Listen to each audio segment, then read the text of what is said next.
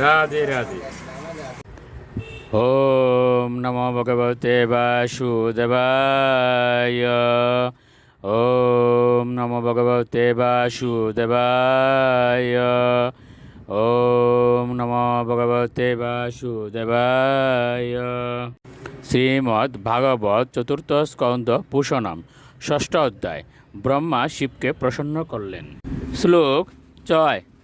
আশাসানা জীবিতম অদরৈস্য লোকসপাল কপিতে ন যস্মিন তমাসুদেবম প্রিয়য়া বিহীনম সমাপয়দম হৃদি বিদ্যম দুরুক্তয়।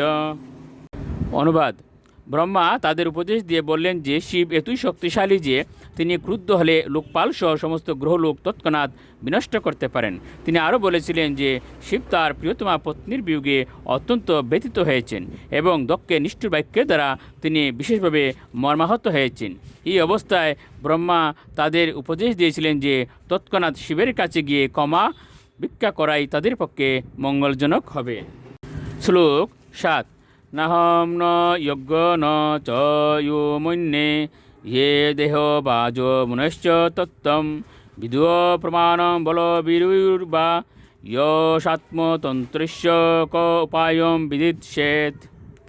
অনুবাদ: ব্রহ্মা বলেছিলেন যে শিব যে কত শক্তিশালী তা তিনি স্বয়ং, ইন্দ্র, যজ্ঞসভায় সমেত সমস্ত সদস্যরা অথবা সমস্ত মুনিঋষা কেউই জানেন না। সেই অবস্থায় কে তার শ্রী পাদপদ্মে অপরাধ করতে সাহস করবে। শ্লোক 8। সৈতুমাদিশ্য সুরানজস্তু তৈ সমনিত পিতৃবিষ প্রজেশ ইয়ুষ দিষ্ণাৎ নিলয়ম পুরোদ্দিশ কৈলাসম অদ্রি প্রবরম প্রিয়ম প্রভ। অনুবাদ: এইভাবে দেবতাদের উপদেশ দিয়ে পিতৃগণ, প্রজাপতিগণ এবং দেবতাগণ সহ ব্রহ্মা তার স্বধাম থেকে শিবের প্রিয়তম আলয় গিরিরাজ কৈলাসের উদ্দেশ্যে যাত্রা করলেন। শ্লোক 9।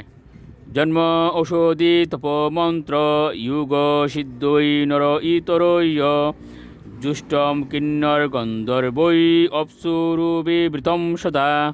অনুবাদ: কৈলাস নামক ধাম বিভিন্ন ঔষধি এবং বনস্পতিতে পূর্ণ। তা বৈদিক মন্ত্র এবং যুগ অভ্যাসের দ্বারা পবিত্র।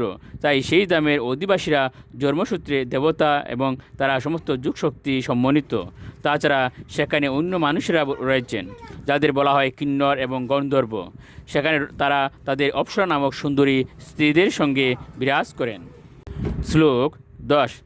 নানা মণিময় শৃঙ্গরি নানা ধাতু বিচিত্রিতৈয় নানা দ্রুম লতা গুলমরি নানা মৃগ গণাবৃতয়।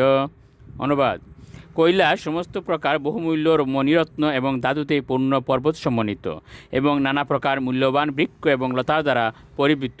সেই পর্বতশৃঙ্গ বিভিন্ন প্রকার হরিণদের দ্বারা বিভূষিত। রাধে রাধে।